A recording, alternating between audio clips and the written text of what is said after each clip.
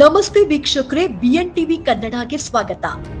ಕರ್ನಾಟಕದ ಹೊಸದಾಗಿ ಆಯ್ಕೆಯಾಗಿರುವ ಕಾಂಗ್ರೆಸ್ ಶಾಸಕರು ಬಜೆಟ್ಗೂ ಮುನ್ನವೇ ದುಬೈ, ಸಿಂಗಾಪುರ ಪ್ರವಾಸಕ್ಕೆ ಮುಂದಾಗ್ತಿದ್ದಾರೆ. 4 ದಿನಗಳ ವಿದೇಶ ಪ್ರವಾಸಕ್ಕೆ 8 ರಿಂದ 10 ಕಾಂಗ್ರೆಸ್ ಶಾಸಕರು ಪ್ಲಾನ್ ಮಾಡಿದ್ದಾರೆ. ಈ ಬೆಳವಣಿಗೆಯ ಕುರಿತು ಡಿಸಿಎಂ ಡಿಕೆ ಶಿವಕುಮಾರ್, ಇದರ ಬಗ್ಗೆ ನನಗೆ ಏನೂ ಗೊತ್ತಿಲ್ಲ, ನಾನು ರಿಯಾಕ್ಟ್ ಮಾಡಲ್ಲ, ಬೇಕಿದ್ರೆ ರಣದೀಪ್ ಸುರ್ಜೇವಾಲಾ ಅವರನ್ನ ಕೇಳಿ ಅಂತ ಹೇಳಿದ್ದಾರೆ. ಹೌದು, ಕಾಂಗ್ರೆಸ್ ಶಾಸಕರು ದುಬೈ ಮತ್ತು ಸಿಂಗಾಪುರ ಪ್ರವಾಸ ಯೋಚಿಸ್ತಾ ಇರುವುದು ತಿಳಿದು ಬಂದಿದೆ.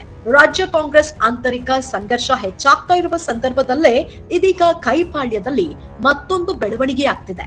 ಸಚಿವ ಸತೀಶ್ ಜಾರಕಿಹೊಳಿ ಆಪ್ತರೂ ಸೇರಿದಂತೆ ಮೊದಲ ಬಾರಿ ಆಯ್ಕೆಯಾದ ಕಾಂಗ್ರೆಸ್ ಶಾಸಕರು ವಿದೇಶ ಪ್ರವಾಸಕ್ಕೆ ಯೋಜನೆ ಮಾಡಿರುವುದು ತಿಳಿದು ಬಂದಿದೆ. ಆದ್ರೆ ಈ ವಿಚಾರವಾಗಿ ಪ್ರತಿಕ್ರಿಯೆ ನೀಡಲು ಡಿಸಿಎಂ ಡಿಕೆ ಶಿವಕುಮಾರ್ ನಿರಾಕರಿಸುತ್ತಿದ್ದಾರೆ. ರಾಜ್ಯ ಕಾಂಗ್ರೆಸ್ನಲ್ಲಿ ಅಧಿಕಾರ ಹಂಚಿಕೆ, ಕೆಪಿಸಿಸಿ ಅಧ್ಯಕ್ಷರ ಬದಲಾವಣೆ ಸೇರಿದಂತೆ ಹಲವು ವಿಚಾರಗಳ ಬಗ್ಗೆ ಚರ್ಚೆ ನಡೀತಾ ಇರುವ ಸಂದರ್ಭದಲ್ಲಿಯೇ ಈ ಬೆಳವಣಿಗೆ ನಡೀತಾ ಇದೆ. ಕೆಪಿಸಿಸಿ ಅಧ್ಯಕ್ಷರ ಬದಲಾವಣೆ ಆಗ್ಬೇಕು ಎಂದು ಕೆಲವು ದಿನಗಳ ಹಿಂದಷ್ಟೇ ಸತೀಶ್ ಜಾರಕಿಹೊಳಿ ಆಗ್ರಹಿಸಿದ್ರು. ಆದ್ರೆ ಅಹಿಂದ ನಾಯಕರು ಪ್ರಶ್ನೆ ಮಾಡುತ್ತಿರುವುದು ನನ್ನನ್ನಲ್ಲ, ಬದಲಿಗೆ ಮಲ್ಲಿಕಾರ್ಜುನ ಖರ್ಗೆ ಅವರನ್ನು ಎಂದು ಡಿಸಿಎಂ ಡಿಕೆ ಶಿವಕುಮಾರ್ ತಿರುಗೇಟು ನೀಡಿದ್ರು.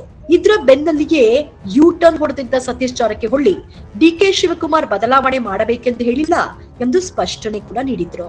ಈ ಎಲ್ಲಾ ಬೆಳವಣಿಗೆಗಳ ಬೆನ್ನಲ್ಲೇ ಬೆಳಗಾವಿಯಲ್ಲಿ ರಣದೀಪ್ ಸುರ್ಜೇವಾಲಾ ಮತ್ತು ಸತೀಶ್ ಜಾರಕಿಹೊಳಿ ಬೆಂಬಲಿಗರ ನಡುವೆ ವಾದ ವಿವಾದ ನಡೆದಿತ್ತು.